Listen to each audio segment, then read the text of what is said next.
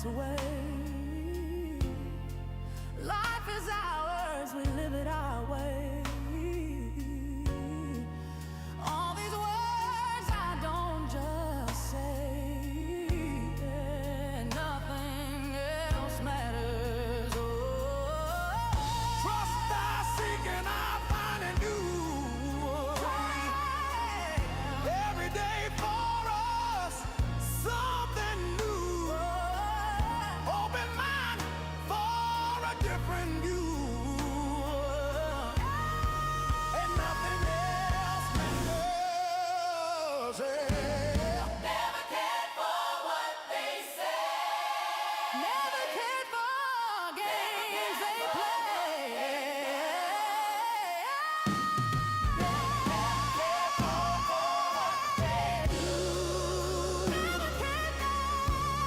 cared for what they know. And I know,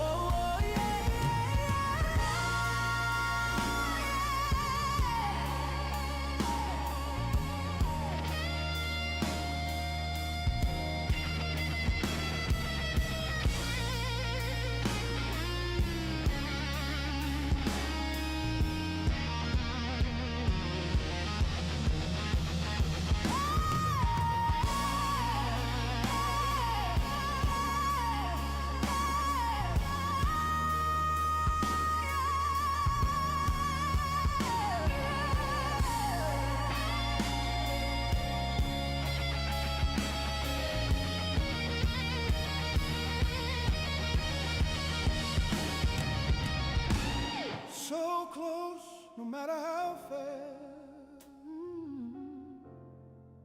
Couldn't be much more from the heart. Forever trusting you we are. No, nothing else matters.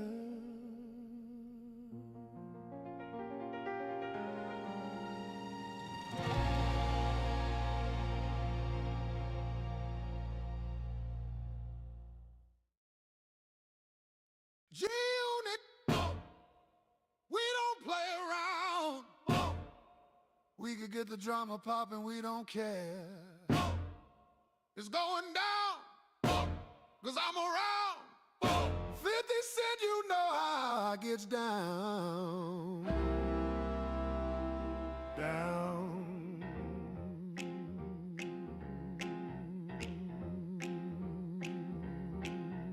Down.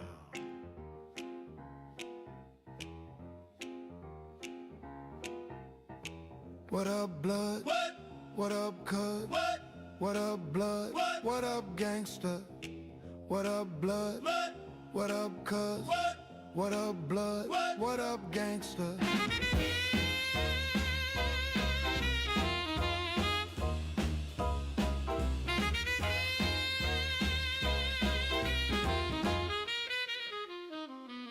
They say I walk around like I got a S on my chest. Come on. Now that's a semi-auto and a vest on my chest. I try not to say nothing the DA might wanna play in court. But I'll hunt a duck nigga down like it's a sport. Front on me, I'll cut your gun, but you a buck. Yeah. You're getting money, I can't get no richer than fuck you. I'm not the type to get knocked for detail. I'm the type that'll kill your connect when the coke price rise. Gangsters, they bump my shit, them, they know me. I grew up around some niggas that's not my homies. 100 G's, I stash it. The Mac, I blast it. D's come, we dump the diesel and battery acid. This flow's been mastered, the ice, I flash it. Chokes me, I have your mama picking out your casket bastard. I'm on the next level, bright limb baguette, bezel, Benz pedal to the metal, hotter than a tea kettle. I'm on the next level, bright limb baguette, bezel, Benz pedal to the metal, hotter than a tea kettle.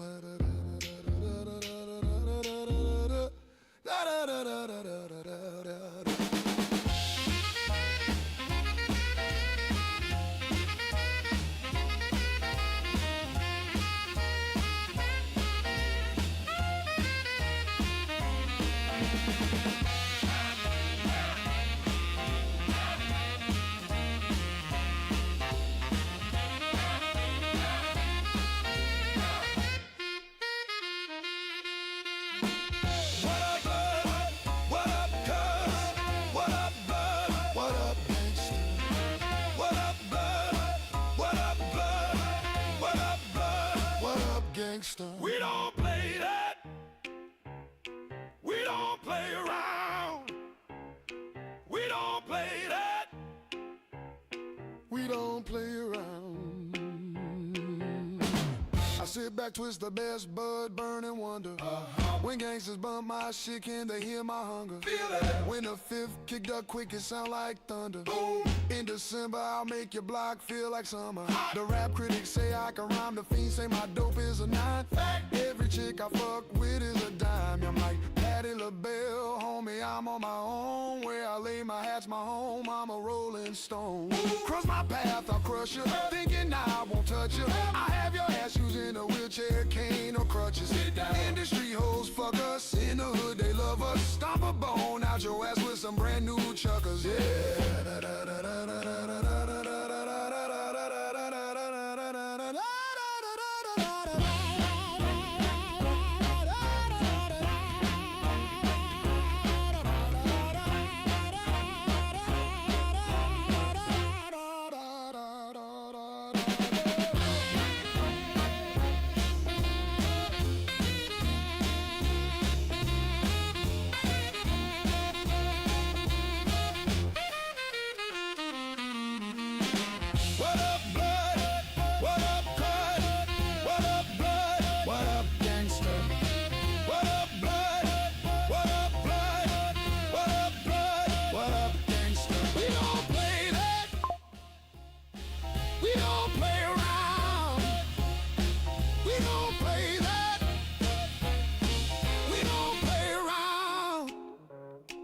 We don't play that.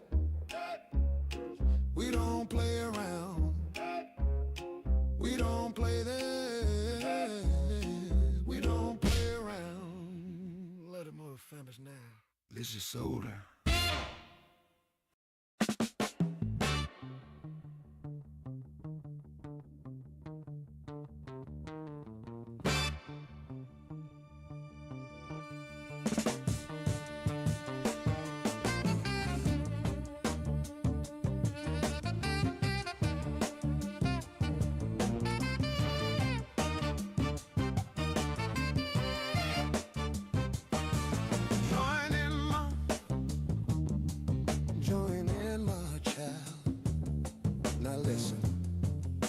Through my old numb shadow.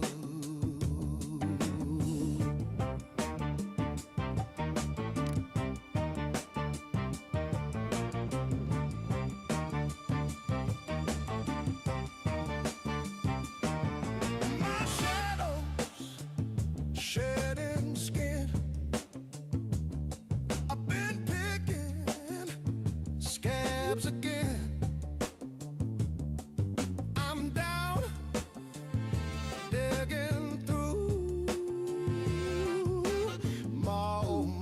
Looking for a clue.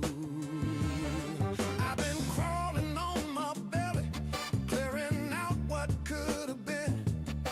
I've been wallowing in my own confused and insecure delusions for a piece to cross me over or a word to guide me in.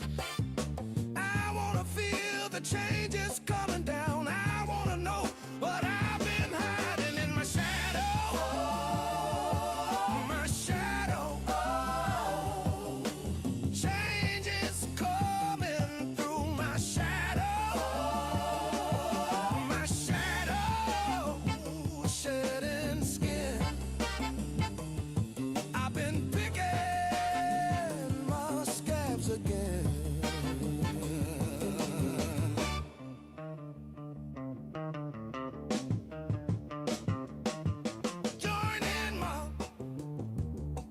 Join in, my child.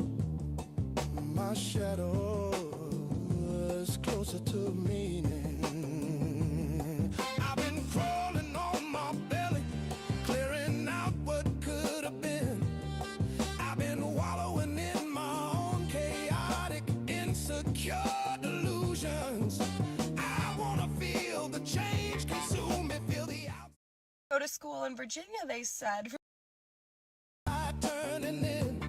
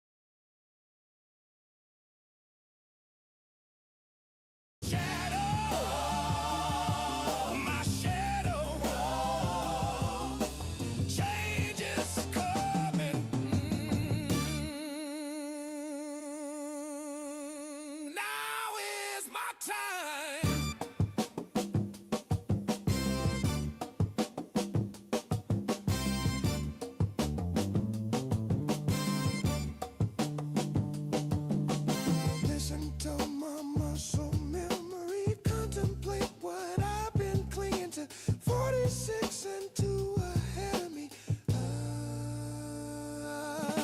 I choose to live and to cry, take and give and to love, learn and love and to cry, kill and die and to be paranoid and to lie, hate and fear and to do what it takes to move through.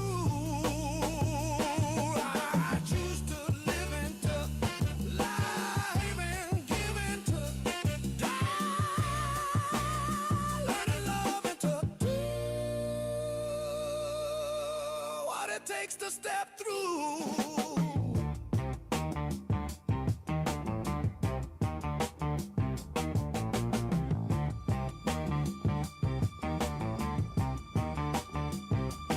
See my shadow changing, stretching up and over me. Soften this old armor, hoping I can clear the way by stepping through my shadow, coming out the other side. Step into the shadow. 46 and 2 are just ahead of me.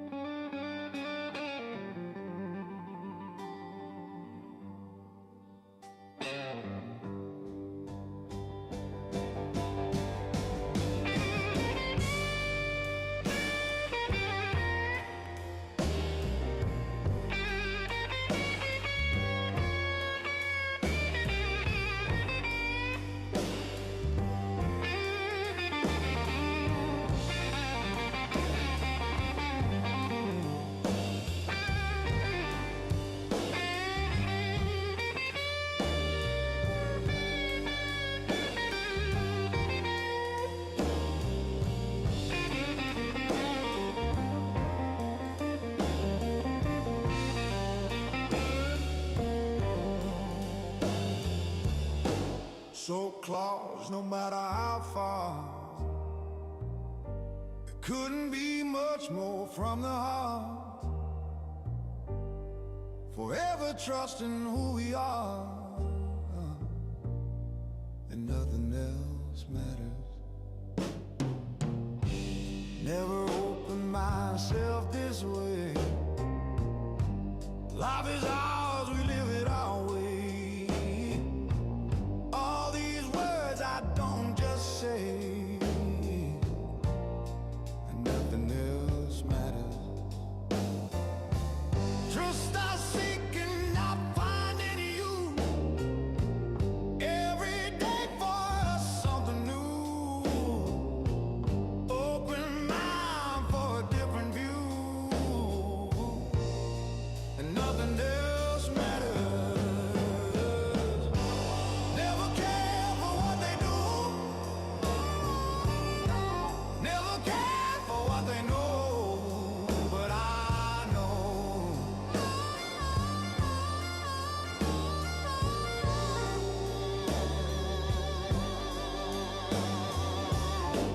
So close, no matter how far. It couldn't be much more from the heart. Forever trusting who we are, and nothing else matters. Never care for what they do. Never care for what they know. But I know. But I know.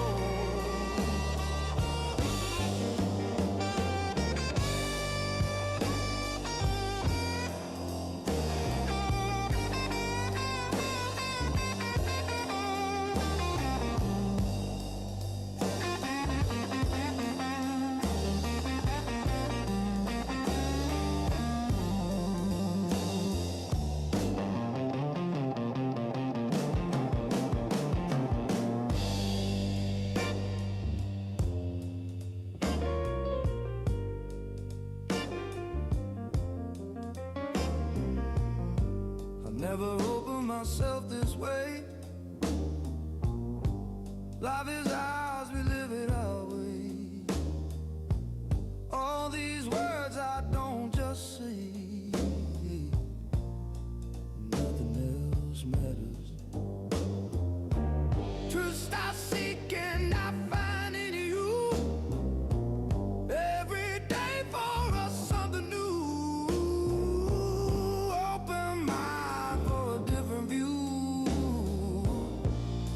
And nothing else matters.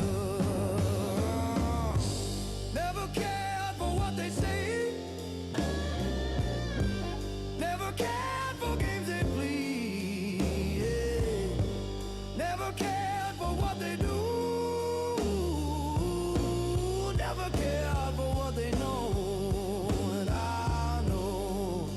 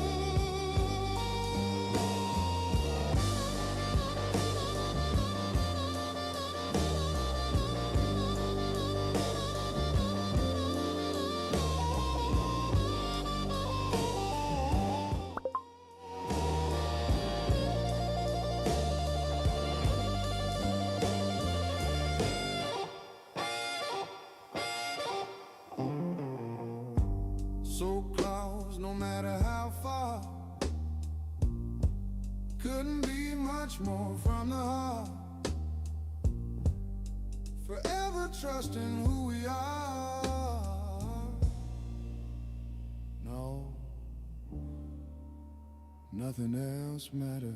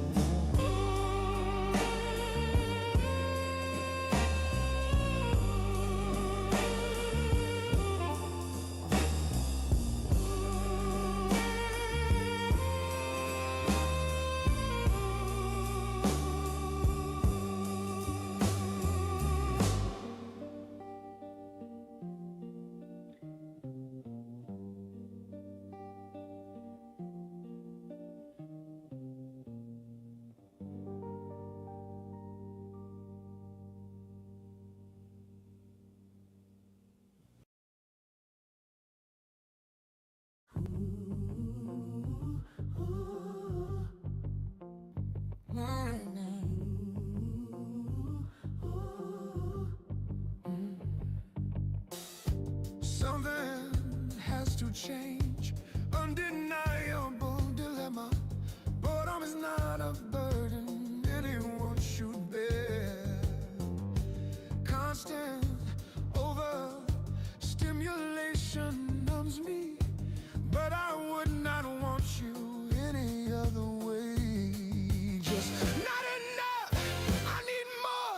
Nothing seems to satisfy. I said I don't want it. I just need it to breathe, to feel, to know I'm alive.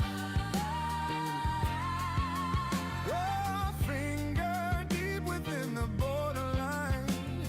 Show me that you love me and that we belong together. Relax, turn around and take my hand.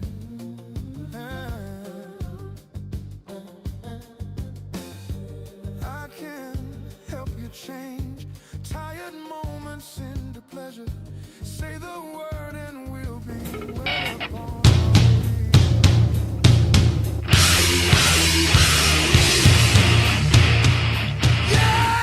Now, no more fucking around. It's Wild Style Radio. Wild Style Radio. Stand up and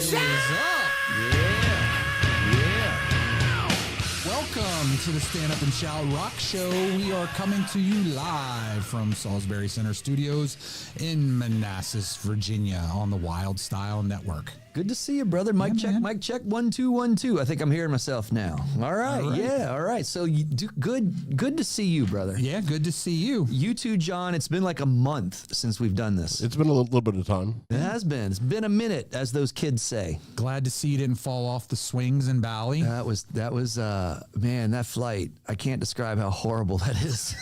Like, it's amazing when you're there, but you're in a plane for a day. Like, that's not exaggerating. Like, you're in it for we were over 24 hours or 25, 26 hours in a plane. Sucked. Fun. No fun. It was horrible. Like, outside of that, like, I think I'm finally starting to recover from the jet lag. I've been back for a week and a half. Yeah, I've been to Europe, so that's like 6-7 hour difference from here on the East Coast, and can't imagine that. It's whole. You were sending texts at times. I'm like, okay, what? Oh, it was like almost the exact same 12 time. hour. Yeah. I was like, all right, well, 3 a.m. is 3 p.m. right. Yep. So yeah, you were getting 3 a.m. texts. It was just 3 p.m. to me, brother. So yeah, That was good. as good as, because we could tell this story about the boss, because I think he's in the house and he might be listening to this. Remember when he got pissed at us for sending texts before 9 a.m.? Oh yeah. And then I went letter by letter. Oh, you got me for that too. I got a 9 a.m. and it's like 2. I think it's either midnight or 2 a.m. cutoff. That was one of my favorite Lou moments in Which is all the more reason to just send the text. Exactly. I couldn't right when the more pissed he got, like the slower those texts rolled out. Don't say don't do that, because now we're going to do it. Exactly. Even worse. Yeah. He threatened to cancel the show. Did he? Yeah, you don't remember that? He was like, "This might be your last podcast." Oh, is that the group chain message? Yes. Yes, I remember that. That was fun. That was fun. All right, so and the other thing, like over the last 2 months, really, we've been interviewing bands. Yep. Because there's been a lot of activity here at the Salisbury Center. Yep. Yeah, for sure. And I missed it. I missed a lot of it because I was overseas. Yep. And that's a bummer because we don't have anything to, at least I don't have anything to say or report about that. Me neither, because I was also traveling with the hockey team I'm coaching. So I missed all those events too. Other than what I saw, there was a lot of stuff posted on social media. Yeah, you can always go back to the good, sounded good. Right, the Alex Van Stone Productions, the Alex Van Stone production, and he'll post the whole show after it happens back up on YouTube, so you can see everything. I'm sure that Riot, the Paramore crew, was fantastic. Sure. Yeah. And then there's a December 13th show. You always announce at the end, but it's really kind of, the boss, speaking of the boss, he's a Christmas fanatic. So you never know what he's going to pull out of his head as we're moving to the season. Well, and we're up against it, right? Because, now we're a week out from Thanksgiving. So we'll have the year-end wrap-up stuff coming up on our upcoming couple of episodes. I almost was thinking of a Thanksgiving themed show, but I couldn't really figure out how to make that metal. Right. So here we are. Here we are, but there's been a lot happening in the world of rock and roll. Yeah. Yeah. Did you get to watch the ceremony? I absolutely got to watch that ceremony, and I at least could watched not, a part of it. If I wasn't overseas, remember I told you this at the beginning of the year, I would have been at that ceremony. That would have been my first Rock and Roll Hall of Fame ceremony to watch. If you haven't figured it out, we're talking about the Rock and Roll Hall of Fame. Yeah. So we're going to hit some of those events and recent news and heavy happenings, as we like to call it. Heavy happenings, man. We're just getting raw and dirty with rock and roll news. Yep. Yeah. So John, you have a visual to give us? That doesn't mean that you're going to whip it out, John. I'm talking about I'm talking about another. There's the art department. Yeah, from the art department. Exactly. All right. Yes. There's our heavy happening. Work on that font. I know the font doesn't translate. It's kind of bizarre. Yeah. So heavy happening number 1. The Rock and Roll Hall of Fame. So Rock and Roll Hall of Fame induction. Yeah. So Bad Company, White Stripes, Soundgarden, and others. So I think you hit the nail on the head as to what we would we'd label as true rock and roll. Right. Because you have an act that's a popular, very popular act, and an act I actually love a lot, Outkast. Yep. That was inducted also. But, Yep. you know, it's always that debate as to whether or not that qualifies, right? But we're going with the qualifiers. Well, you know, it's a broad category, right? So, yeah, I suppose it qualifies. And Salt and Pepper That's got right. in, and Cyndi Lauper. Right. And Joe Cocker. Right. And Warren Zevon. Yeah, well, yeah, that was fun with David Letterman. That was awesome. Yeah, that was. I didn't watch it cover to cover because I was tight on time when I was trying to watch it the day after. Yeah. But I watched the parts that were of interest to me. Sure. And Dave is always of interest to me. So Of course. So yeah. So I thought it was a great speech, and obviously posthumously inducting Warren Zevon in the Rock and Roll Hall of Fame. So Absolutely. that part was good. You want to start with, like, in terms of the big names, though? Do you want to start with your thoughts about Bad Company, the Bad Company induction? Yeah, I thought, that was good. I mean, personally, when you look back and they're talking about it, there were so many songs that you're like, wow, I forgot about that Bad Company tune. Right. Which a lot of it's been highlighted with the recent album that's come out. I thought the same thing.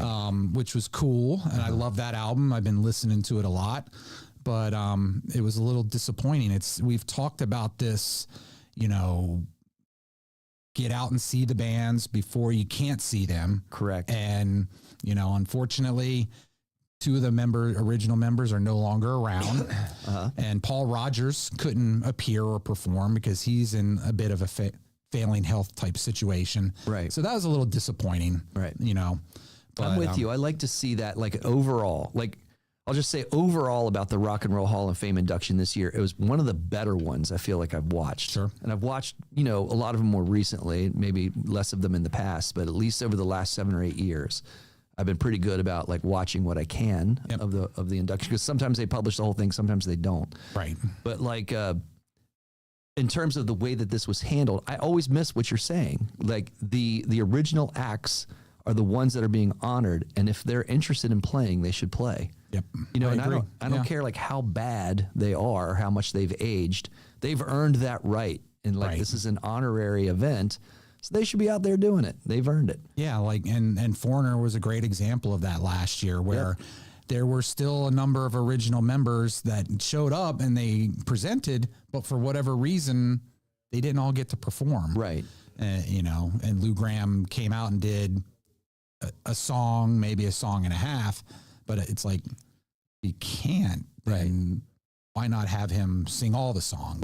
Right. And there was a little bit in the press that he was a little miffed that he only got to do what he did. Right. And so, like, to me, those that covered, in the Rock and Roll Hall of Fame and performed the Bad Company songs did a fantastic job. But, like, you're bringing up the album also. Right. Those songs are those songs, right? So they're carrying, like, again and again, almost like the Foreigner songs. If you go see a Foreigner show, like a Bad Company show, it's one of those shows you look up like, oh yeah, that song. Oh yeah, that song. Oh yeah, that song. So, like, even if you're not familiar and you're thinking you don't know the band, you absolutely know all their songs that they're doing in the entire set list. Right. Not even in, like, deep in the middle of it. Like, so, like, in that way, I think a lot of people are comfortable covering their songs. So it was an easy thing to make that translation in the Rock and Roll Hall of Fame. Right. But I still would rather have seen the original, even one of the original members up doing something in that performance. That's my one, like, piece to it. But I'm glad they were inducted. Sure. Yeah, I can't remember. We did an odds makers on this at the beginning of the year as to who was going to get inducted. And I don't think I had Bad Company very high. Right. I think I had them below 50%. So it was great to see that happen. For sure. Yeah. So I know you're a huge Zakk Wylde fan. Oh, so man. what about the White Stripes induction? The White Stripes induction to me fit everything that was weird, quirky, and campy about not only the Zakk Wylde but the White Stripes. And of course, oh my gosh, why am I blanking? The drummer for Primus, Mike. Oh my gosh, starts with a B. It just blanked out of my head. It's going to come back in and pop back in a couple. I'm sorry, Mike.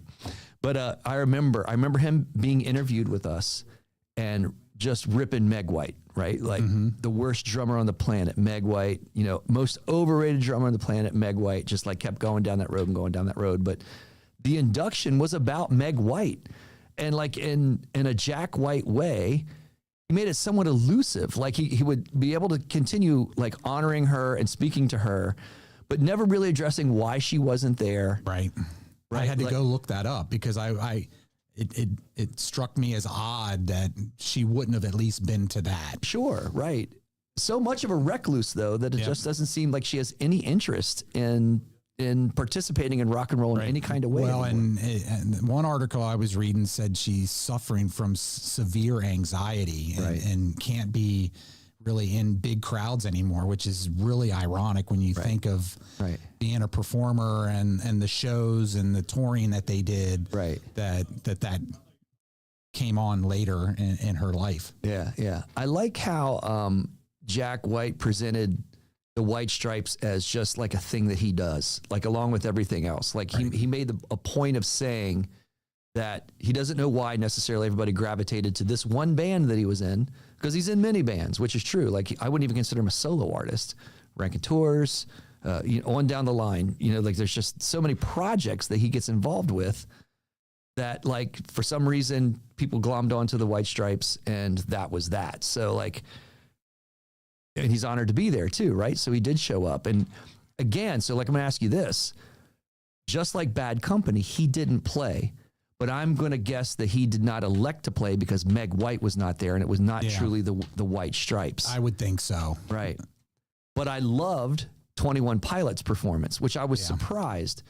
And that's a bend and a twist too, because the White Stripes are Zakk Wylde typically playing guitar and Meg playing drums as a two-piece. Complete minimalistic thing, and that's that. And their biggest song, Seven Nation Army, which has a rich bass line in it.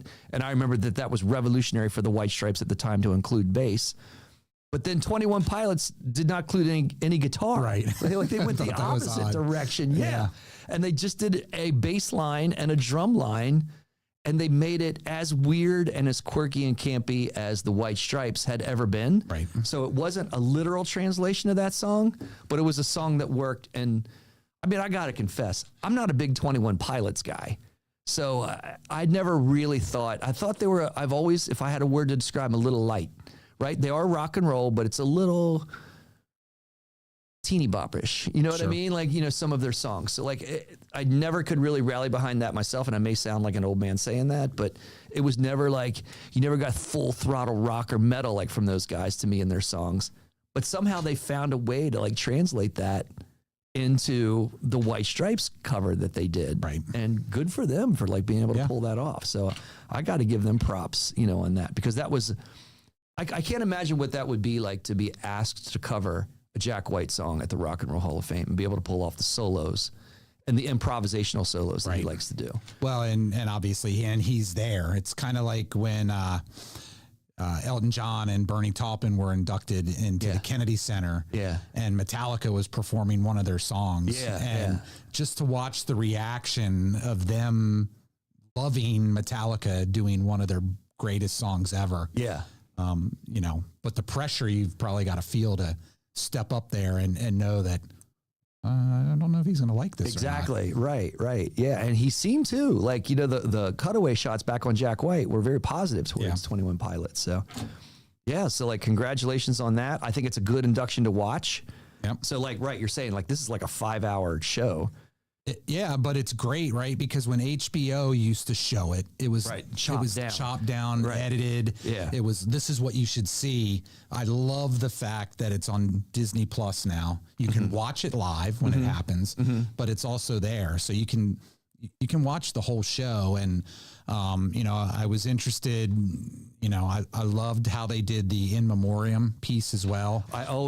I'm weirdly dark about that. And any award show, it's my favorite moment. Like one of my favorite moments, because it's reflective of like the artists and as they've passed. So whether it be like the Oscars, the Grammys, or in this case, the Rock and Roll Hall of Fame, you're right. Like I love that part. Right. So I'm sorry about that. To focus on Ozzy at the beginning of that. And I was like, okay, you kind of knew it was going to happen, but was interested in how they were going to do it. Right. I know. I love that too. So like, they started that way, right? And he was just inducted as a solo artist last year, and a really good performance, especially considering the physical state that he was in. Right.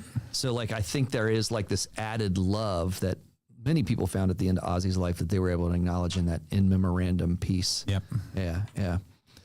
And then obviously, I know you'll have a lot to say about this one, but then Soundgarden going in, and I thought that was great. I loved how they involved his daughter in some of the pieces, and the question was, which songs are they going to do? Who's going to perform them? And I thought it was a phenomenal showcase of the band. All right, so I've watched it several times. So I'll start by saying that because I just fell in love with that induction because me, I just love Soundgarden, probably my favorite band of all time.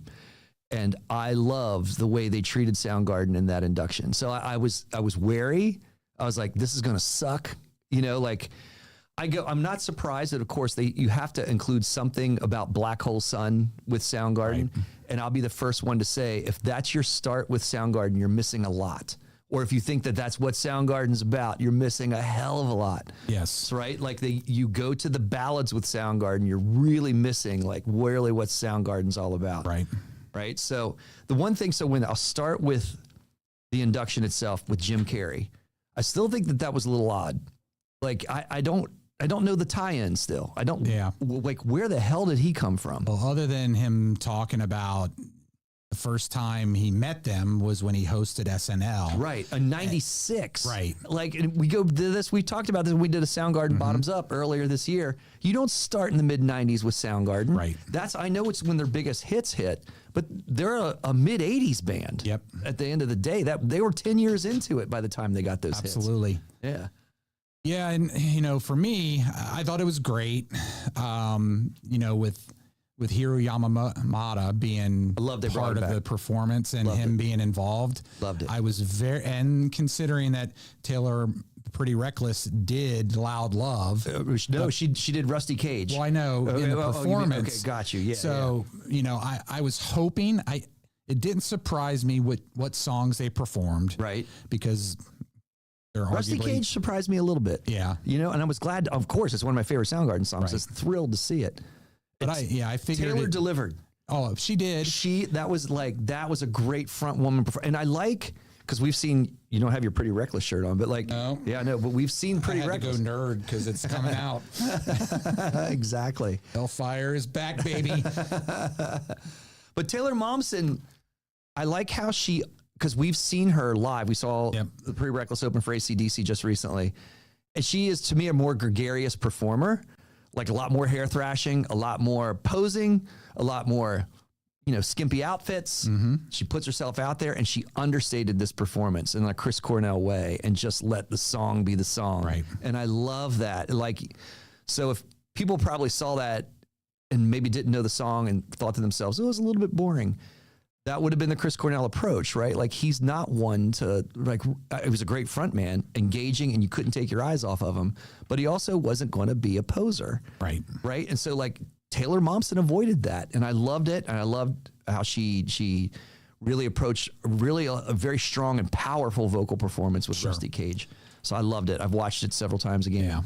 Yeah. So I was a little disappointed just in the fact that having covered Loud Love, that they didn't highlight something from the earlier days, and that she could have come in there and knocked that out of the park. Absolutely. So but aside from that, I thought the rest of it was phenomenal. Another, I got to give another shout, as part of, again, because I've watched it too many times, when there was acknowledgement and musician acknowledgement of Soundgarden, Lizzie Hale is such a strong student of rock and roll.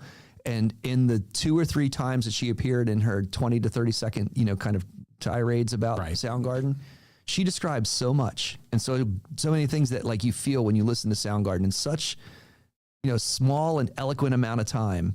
And I'm like, Lizzie's just hitting the nail on the head again and again and again as to why Soundgarden's relevant. She absolutely gets it. Yeah. So, God bless her. And then, so I got to get to, first it was Tony Cornell that to me came in and almost saved Jim Carrey and made that interesting to watch when they were inducting, and going through the induction speech of bringing Soundgarden in, because she really brought the emotion and the impact of Chris Cornell and the loss of Chris Cornell into that induction.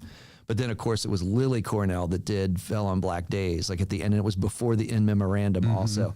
I did get teary-eyed like watching that. Right. That was strong. Well, it was interesting how they also rolled Susan Silver in when she was doing that, because you knew it wasn't coming out of the mouths of any of the surviving members. Right. So I thought that was interesting, you know, that she gave a shout to her mom. And her impact on the band as one of the early managers. So. Yes, absolutely. Yeah.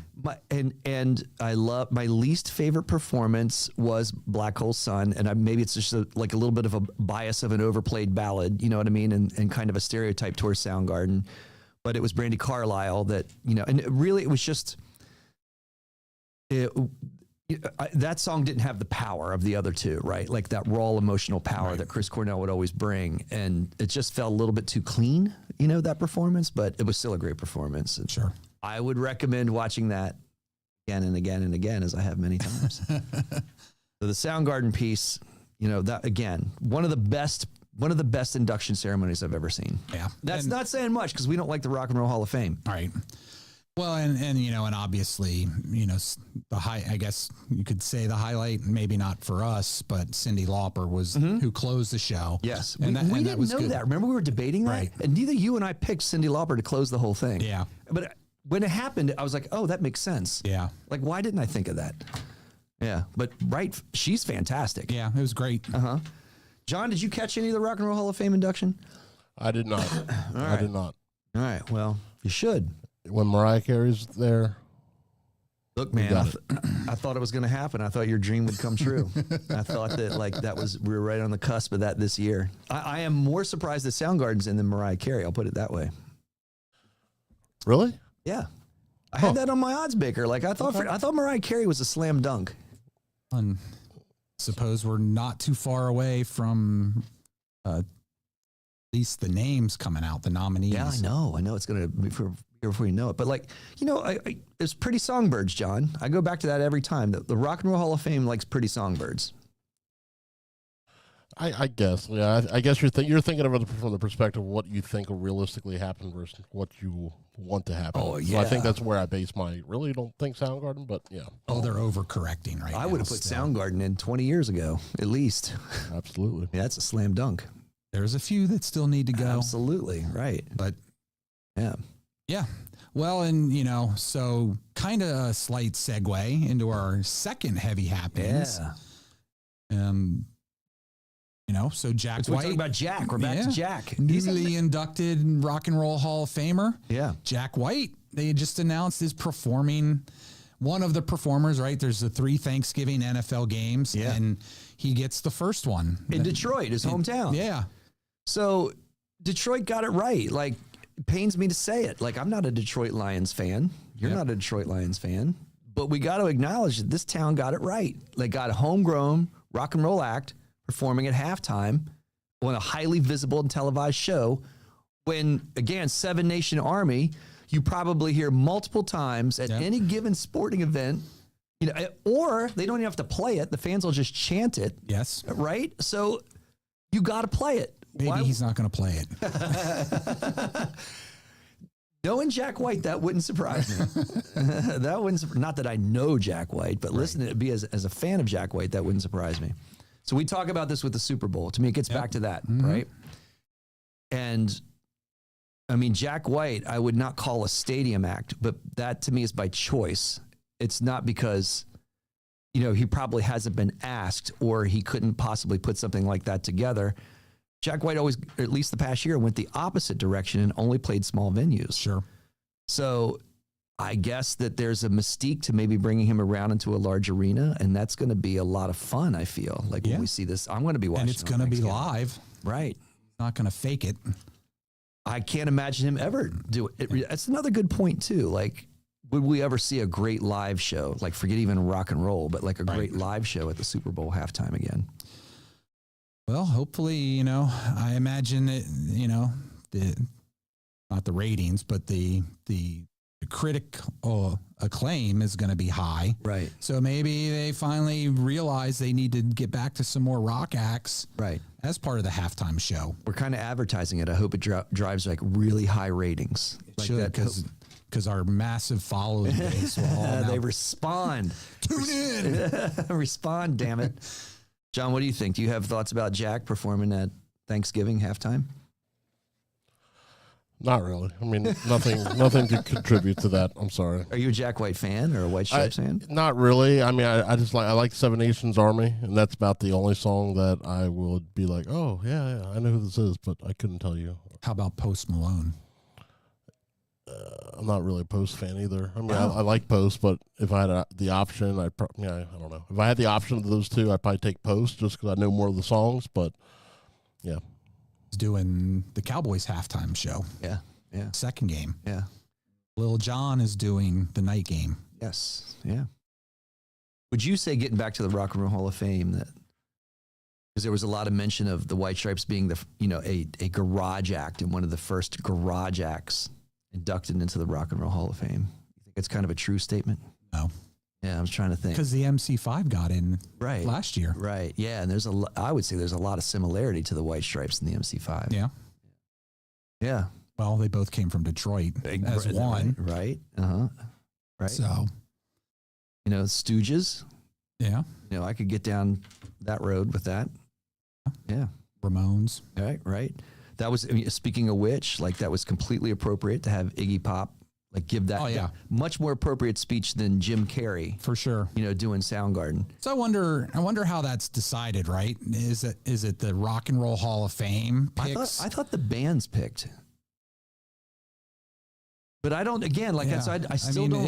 It doesn't make sense if that's true. The case, then why did Soundgarden pick them? Yeah, I know. It's I'm saying. I remember Bon Jovi asking Howard Stern. Right. Like.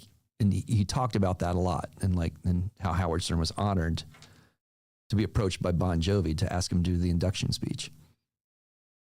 I would have thought they would have picked someone from one of the other Seattle bands that came up with them. Yeah.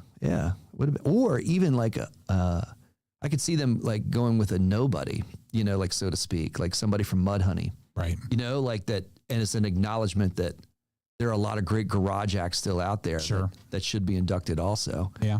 I could see Soundgarden making that move. By the way, in terms of the induction speeches, Ben Shepherd, in terms of being just out on another planet, lived up to that regular reputation of his. It was one sentence. I don't even know what the hell it was. I was wondering if he was even going to speak. Right. Yeah. Because he was just sort of loping around. Yeah. Right. It looked confused. And then somebody yelled something at him, and that totally derailed him. Okay. But, Hiro Yamamoto, he crushed his speech. Yeah, it was great. Yeah. Yeah. And for a while there, I thought he was the only one that was going to talk. Right. I know. Okay. Yeah. Interesting. I would have loved to seen Chris Cornell there, though. I got to say, that was a big hole in that. But they acknowledged it and really, embraced it and treated it well. Holding that moment. All right. Got to Jack. And congratulations, Jack. We'll be watching you, man. That's a great news story. I think that we've had actually, in our heavy happenings, 2 really positive and fun news stories. Yes. Now we get to one that all right, a bit more interesting. Because the Stand Up and Shout Rock Show can't stop talking about Motley Crue. This is something we try to stop talking about, and then we keep fucking talking about Motley Crue. They gave us something to talk about, and I'm not sure it's going to be positive. Right? So, again, I'm going to preface this, why do we keep talking about Motley Crue? And if you haven't heard us say this before, because we completely love Motley Crue. Yep. It was my first love as a band. That was the first band that engrossed me in a band and in music, and that I fell in love with as a teenager. And then they got to more recent times and completely derailed. So it's like watching that ex-girlfriend that you love so much completely go batshit crazy. That's a pretty good analogy. And we can't stop talking about it. It's like a reality show gone wrong. It is, exactly, right? Yeah. And then it's you kind of feel sorry, and then should we stop talking about it? And then just something clicks over and happens, and here we are talking again. So Motley Crue. It's like they made a Facebook post about it or something. And you can't help but to chime in and learn about it. Complete clickbait as a Facebook post. Like I should just scroll past, but I don't. Like I fucking click it, and then I wind up talking about it again. And we texted around about it. Mm-hmm. I can't remember if I was in Indonesia or coming out of Indonesia. Like this was flying around as news as soon as it popped. Yes. So it's disappointing. So wait a minute. So the news is that Motley Crue announced they're touring this summer with Tesla and Extreme. Correct. Yes, that's the announcement. So and the second piece to this, which I find substantial, is they're calling it the Return of Carnival of Sins tour. No way. That's my problem, right? Because I feel the self-doubt just like breathing off of you, just like ebbing off of you out of control. I mean, short of their earliest stuff, the Girls tour and prior to that, when they kind of dissolved the first time, and they came back and did that Carnival of Sins tour. I loved that tour. That was just them. Right. And it was a night of Motley Crue. It was amazing, that tour. And remember, nobody would finance them at the time, like to do an arena tour. And they financed this tour themselves and proved everybody how fucking awesome they were. Yeah, it was phenomenal. Yeah. And it was the 2 sets, and it was all the early stuff in one set, and then the more recent stuff in the second set, and it was phenomenal. No opening act, just Motley Crue, right? That was bitchin'. I loved it. I loved every second of that tour. And to call it that name without Mick Mars, right? And bringing 2 bands along, that are going to just drub them, right, from a performance standpoint, especially Extreme. Yes, yeah. So it's like, okay, with this lineup with Motley Crue, Tesla, and Extreme. I'll reveal my first response to you over text. I can't wait to see Extreme. Yep. That's where I sat with that 3-band lineup. Yep. And Tesla, obviously it's been a few years since we saw them, or at least they opened for Def Leppard. Yeah. Several summers back. Yeah. And they were great. So, haven't seen them a bunch of times, and they got some band members that have gone in and gone out and that kind of stuff, but they still put on a great show. Sure. No, absolutely. So I expect that too. Like you're not going to get the backing tracks. You're not going to get like those types. It's just whatever controversy, like what happened to Tommy Lee last time? Like he fell off of a drum kit or something like that. Mm-hmm. And then he's out, right? So you got 2 members out. You don't have Mick Mars anymore. You don't have Tommy Lee anymore. And you got half of Motley Crue then at that point. Right. Then it's also what shape is Vince Neil going to be in? Like, what are we going to hear from him? And how much of that is going to be backing track? And will he be able to even walk out on stage? All of that shit. I guess Nikki Sixx stays pretty consistent with being able to appear like on these tours. It's a big money grab for him. He's going to do well off of that. For sure. Look, I'm going to say this. In terms of the shit that we can't get away from, we're going. Oh, yeah, absolutely. Because you're going to get to see something. Right. Whether it's a good performance, a bad performance, there's going to be some sort of dumpster fire, most likely. Find a way to shell out for tickets and go see this thing. This is it's midsummer for us, right? I see John's flashing up the tour schedule. Yeah, it's Jiffy. Yeah, Jiffy Luby's. In the shed, as Pete likes to say. Yeah. Yeah. August 1st. Couple times we get to Jiffy this summer. Yes, look, I'm such a Motley Crue nerd. The first Motley Crue show I saw was August 11th, 1985. That's how douchey I am. Old and douchey, right? Like I even remember it was such like a jarring experience, an amazing experience. I remember the date. How old were you? 14. Yeah, that's good. That's a good age. I mean, that's definitely that made you kind of who you are today. This is probably why this sticks with me. Yeah. It was the first pair of breasts I ever saw was at that show. Yeah. Like that, you know what I mean? I don't know. Maybe I saw my mom's when I was a baby, but I don't remember that, right? But there was it was scary actually. Like that was before like Home Sweet Home brought in a kind of a more tame Motley Crue crowd in and a more suburban Motley Crue crowd. It was more hard hitting, Harley riding, roughneck kind of folk. Maybe it was the breasts that ended up in the Home Sweet Home video. It could have been. Because it was that tour. Yeah, I know. So was it just a quick flash, or was it just no? they were just out? It was some very open and free girls, and we were at the shirt stand. So it was multiple. Me and my friend, 2 girls. So me and my friend, we were waiting in line for our shirts. Very like nerdy, and this is our first concert shirt that I'm ever buying. And very scared, deer in the headlights, and yes sir, no sir, excuse me please. Like that's what's coming out of my mouth. And then these girls like up in front of us. And they're there, they're grouping, they're there to party, like all the classic like 80s excess was going on with these chicks. They buy their shirts, they just like peel away off to the side of the stand. They just pull the shirts they have on off. They have no bras on. They're just like sitting there kind of like talking a little bit. Then they grab the shirts and put them back on. And my 14-year-old little self was like, what? Like, I will save this for later. But obviously, it's been burned into your spank bank because you remember it. What the fuck just happened? Like, it was like one of those things that like, did I just imagine that? Or did that really fucking happen? Yep. And it happened. Yeah. It's like I remember, I guess I remember my first. Yeah. This is like the Jess show now. Yeah, it's definitely turning into it. It's like my dad's old restaurant being kind of Hooters knockoff, and you'd see it all the time. Yeah. Yeah, absolutely. We're talking about our first boobs, Lou. You walked in like right at the right time. I was at a Motley show. We're talking about how like that's where it stemmed from. We're not trying to outpace Tribe Called Jess. We're just, it went down into that road. The boss just came in and he's getting his mic on. Like he's like the king of breasts. So like there's any story that I have is going to be trumped a million times over. No, you can't out breast Jessica. For sure. Mm-hmm. Glad this isn't on downstairs. We're having our Christmas parade meeting because we're hosting the Christmas. Love it. Look, the people from the Christmas parade.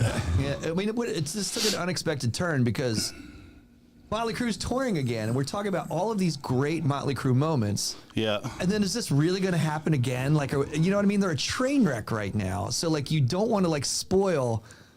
And do you really want to see boobs at those concerts? You afraid you don't want to step on them? The girl in the Home Sweet Home video probably is stepping on hers now. Well, that's what we were talking about. Like that was the tour. That was the Theater of Pain when I was 14 years old, right? That was when I first saw that. We opened the show talking about. Do you remember the whole group's cutoff time for when they're allowed to call you and when we're not allowed to call you? Yeah. Like there's a time we can't text or call you before this. Oh. Do you know the times? 9 a.m. Yep. 2 a.m. Yep, there it is. You can't go letter by letter before 9 a.m. No, you can't. Like, I don't mind a couple texts, but when it's 72 in a row, I'm not a fan of that. Especially because a lot of times, like last night, I was up until 3:30 doing work. Right. So when my phone starts going off at 7:38 normally, anyways. I always know what's going on when I'm on the bike at nighttime. And my watch starts going bananas. That means Wisk is out drinking at a concert. Or Marcello's at some show. Yeah. Because it was the Sebastian Bach show. Yep. I was like, what the can't pay attention. And like, Or I'm in a Facebook hole seeing all these things that I think are irrelevant. Doom scrolling. Sorry, I'm going to be up here earlier, but like I said, got the Christmas parade meeting going on, so I had to make sure they were good. You're looking good, man. Like John is zooming in on you, and somehow, some way, I think he's zooming in on your shirt, your TCB shirt. Oh, yeah. All right, so like, let me ask you this, and we'll wrap up on this tour. All right. It's Motley Crue, Tesla, and Extreme. Who do you want to see? After the video that Mike Matijevich and Jeff Keith just put out. Yeah, right. That's right. Looking like a drag queen. Yeah, right. I'd say Extreme. That's where that was the first thing. Like, so when we were texting around about this and we saw that tour announcement, my first text back was like, I can't wait to see Extreme. Yeah. I mean, I've always. Look out right there so I get you on camera, please. Sorry. Look at that. Look at Lou's one. I love it. Yeah, I think Extreme is definitely. Yeah, they're probably they still have it together the most. Sure. And I'm sure Tesla sounds great. Right. But Jeff Keith is scary nowadays. It was a little intense. Yeah, he did project a little differently. A lot of mileage on them. Yeah. Well, mileage on his face, but 0 miles on his teeth. No. Yeah, they've been refurbished. Those teeth were like chiclets, white chiclets in there. Exactly. All right. Well, we can't stop talking about Motley Crue. We feel like every time we can't quit Motley Crue. Right. Well, it's like we're gonna. The Stand Up and Shout Rock Show just had its last conversation about Motley Crue. Oop. Like then Motley Crue's happens. like the girlfriend that you're in love with that cheats on you and keeps cheating on you. Yeah. Right. Yeah. Right. You Yeah. just go back to that well every time. Or the husband that he'll be better next time. Nope. You're walking around with black eyes. Here we are again. Yeah. Here we are again. Yep. And I'll go back for the beating again. All right, so here we go with our heavy happening number 4, Zakk Wylde. Here we go. There we go. Nope. No, that's heavy. That's number 5, John. Revealing all of our I see secrets. it. There's a lot of flashing going on up there. All right, we'll just read it. Zakk is pulling double duty, touring with both Black Label Society and Zakk Sabbath. Yep. Strong, man. It is strong. It is and very strong. It's well overdue for Black Label to get back out on the road. I cannot wait to see that. We have our tickets. Yes, we So do. we're committed. Yep. Yeah. Coming to the Fillmore here in Silver Spring, Maryland. Yeah, he's a beast. It's going to be awesome. Yeah. But, I mean, he is such a physical player to do both. And, obviously Black Label's the headliner, so they'll probably play longer. But in the Zakk Sabbath shows we've been to, just been phenomenal. Sure. We started the year and they put that on Sirius XM. Yep. Was it Ozzy's Boneyard or Hair Nation? Ozzy's Boneyard. Ozzy's Boneyard put that. Yeah, that they put our Fillmore Black Label show on Zakk Sabbath show, not the Black Label, but the Zakk Sabbath show on. Yeah, they broadcast that over New Year's. Yeah. It's great New Year's. Awesome. Yeah. So I wonder how therapeutic this is coming off of Ozzy's passing, right? Sure. And then you always wondered what is Zakk Wylde going to do? Where's he going to land? Because he does get involved with a lot of projects, including Pantera. Yep. And then there was the touring that he was doing with Pantera, opening up for Metallica, which was very successful. So that was a question that we brought up a couple months ago. Is he going to stay with Pantera?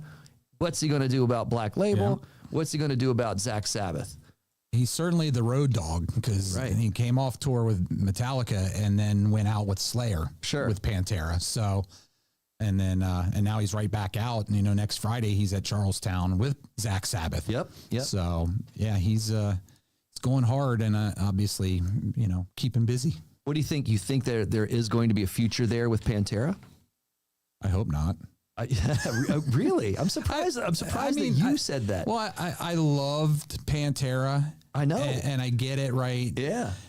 If they kind of do these niche things here and there, I'm okay with that. But it's not, they're just not Pantera. Right. I mean, so, and we had this discussion on one of the recent shows. I would just rather not have anything come out. If they want to, those 4 guys want to write music and record music, change the name. Right. Because it's really, it was Dime and Vinny's band to begin with. So, call it something else and, do whatever you want. But I agree with it's that. It's not Pantera. Would you still want to play in Pantera songs? I mean, it's cool to throw it in. We've seen them a bunch of times. Obviously we saw them 2 times with Metallica. Right.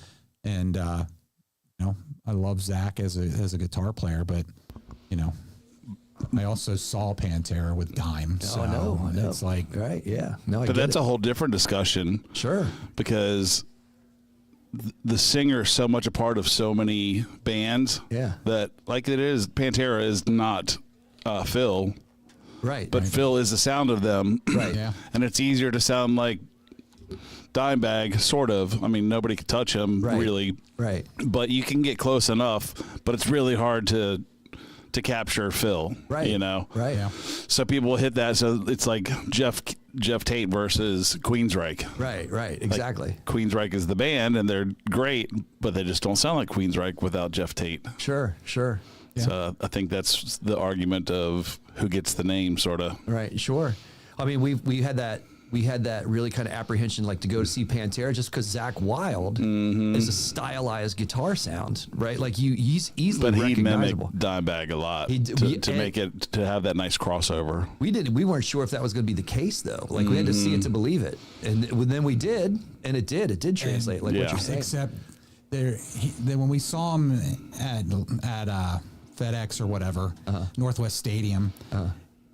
You know, he still slipped a few times. Yeah, right. When we were at Virginia Tech, Like where it's like, oh, there's Zakk. Right. The harmonics come in. And, I was like, it's hard to take that out of him. Right at the Landover show. Right. And he'll do it on a Zakk Sabbath show. Oh, absolutely. He does it on Black Sabbath tunes too. So it's like, all right, well, he's okay not being Tony Iommi. Right. Yeah. And it works. It sounds great. It does, yeah. But it sounds like Zakk Sabbath, like it's appropriately named. And there's even songs with him singing where it's like he sounds just like Ozzy. Right. And not a lot of it. He sounds like himself, and like he does on Black Label songs. But it's like a couple tunes. It's like what? Right. Yeah. Cool. All right. So since you guys are so pumped up about getting your tickets for upcoming concerts, hopefully you'll be pumped for next year, and some of those pumpedness will be for seeing stuff at the Salisbury Center. Of course, right? Like, of course. Yeah, we got some stuff. Jim's working on some stuff. I know. I got a message from Jim that he wants to set up some interviews. So we have several interviews because we're putting that like when he's booking bands, he's putting that as part of the package is that they've got to do a couple of interviews with you guys. We're in the contract, Kevin. Nice. That's job security. You know what that means? We can send as many 7 a.m. texts as we want. There we go. That's right. Start lining up, setting your alarm clocks for 7 a.m. And again, I don't mind them every once in a while outside of that, but not back to back to back, one word at a time, please. We admitted that you were going to pull the plug on the show at one point, like during that 7 Well, when you were being smartass to me, and I was angry and sleepy, I said I can pull the plug on the show too. Yes, I'll admit that because I was not happy that morning. I was so tired, and then I knew you were doing it just to poke me. It's like picking on Damon. We were. Yeah, I got to admit that was kind of funny. Yeah, but obviously you got some. What is it? STP and Rage tribute in December. Yeah, we're talking December 13th show. Yep. Country coming up. Some ones you don't know about, maybe. January 24th. Yep. Mm-hmm. Absolutely. Retro Rock Revival. Pete's new band. Oh, I did. Yeah, it's not the New Year's Eve after New Year's. It's the Retro Rock Revival, their first show, their debut show. That was brewing before I went to Indonesia. Yeah so they announced it on Monday, and we had some good sales out of the gate. And then we're going to do free general admission, standing room and limited seats, and we'll sell reserve seats and sell VIP seats. Very cool. So trying some different things. I think I locked in Urgent, the Foreigner tribute. Okay. Cool. Yeah. Now, get back to the Retro Rock Revival. Is that a cover band? Because that's what the name sounds like. Yeah, it's all 80s and 90s. They're trying to be like a good cover band. Sure. Yeah. And cover like all the good songs that not the same Pour Some Sugar on Me and all that everybody else covers. Sure. Yeah, absolutely. Yeah, very cool. Sounds pretty interesting. It's got good musicians. Pete, and do we know any others in that band besides Pete? One of the Darby brothers is in it. Okay. And then a couple other guys that I wasn't familiar with, but Pete said that they're pretty talented, well-known local musicians that play in different bands and stuff. So sure. Maybe we can get him on here to discuss Absolutely. But we got lots of stuff coming up, and then I don't know if you saw the email. Conversation going on. Yeah. And did you see the email about June 20th? I did not. Okay. Yeah. We can't announce that yet, but could be something big. Okay. I like it. That's a good time of year, too. I love summer shows. Yeah. And it's going to be a nice one. Sweet. Hockey season will be over. And then hockey season will be over.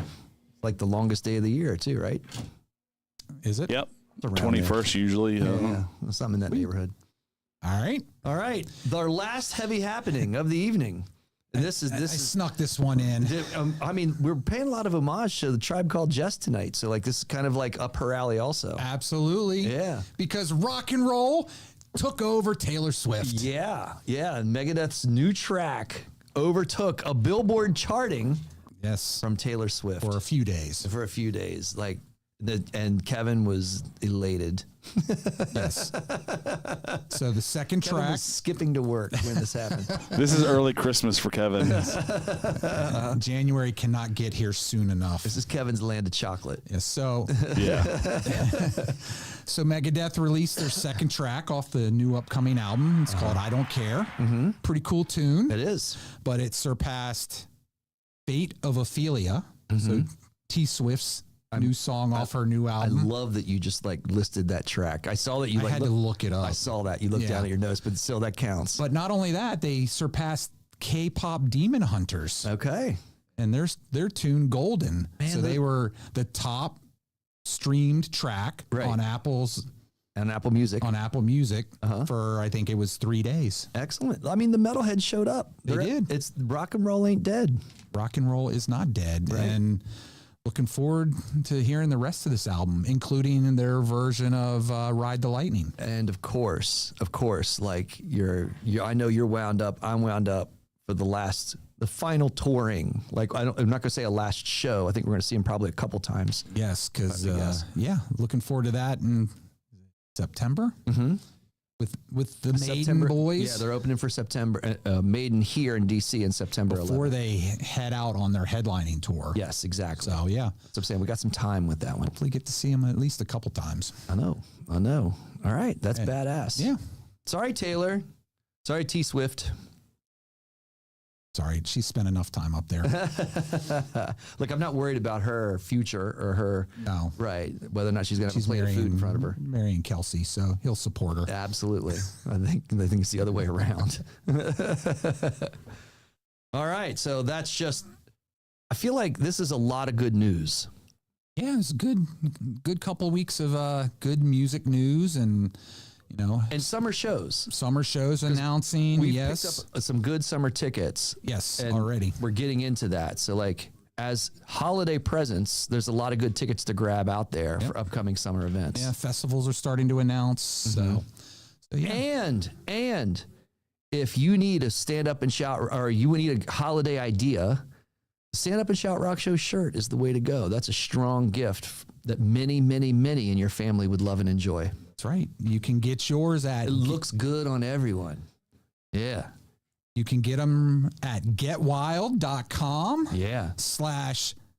/stand up and shout. Right. And when it's Get Wild, it's GETWYLDE. Correct. Like Zakk Wylde. As in Zakk Wylde. So WYLDE and getwild.com. Get those Stand Up and Shout Rock Show shirts. Yep. We don't have a Black Friday discount because the shirt's just is what it is. It's a black shirt. You're getting your black Stand Up and Shout Rock Show representation, and that's as Black Friday needs to be. Absolutely. Yeah. Yeah, and so I guess, like we mentioned beginning of the show, we got our year-end wrap-ups. We like to talk a lot about always fun. Favorite shows, favorite albums. That's a good point. That's going to be here before we know it. Your holiday, maybe talk a little bit of holiday playlist for that's true those too. that enjoy the holidays and those that don't. Mistress for Christmas, AC/DC comes like right into mind very first. Taylor Momsensen has a new Christmas album That's happening too. So yeah, so we got some good topics coming up. For sure. Yeah. And we mentioned it again, Saturday, December the 13th, Lounge Flying Evil Empire. Woo-woo. Tribute acts, STP and Rage Against the Machine. Tomorrow night, if you want to get your country on, here at the Salisbury Center, Delta Spur. Yes, always. That's a good local band. And TCB the following night. Yep, absolutely. Anything else there, boss? Anything you want to throw in there? No, I think that's it. There's just a lot of stuff that's going to be coming up next year, trying to do different things, not just fights. Exciting 2026. Yep. Awesome. That's a great segue into the New Year's show. Absolutely. Be here before we know it. For sure. That's right. Sounds good. Excellent. Cool. All right. All right. See ya. We will see ya. Rock and roll forever.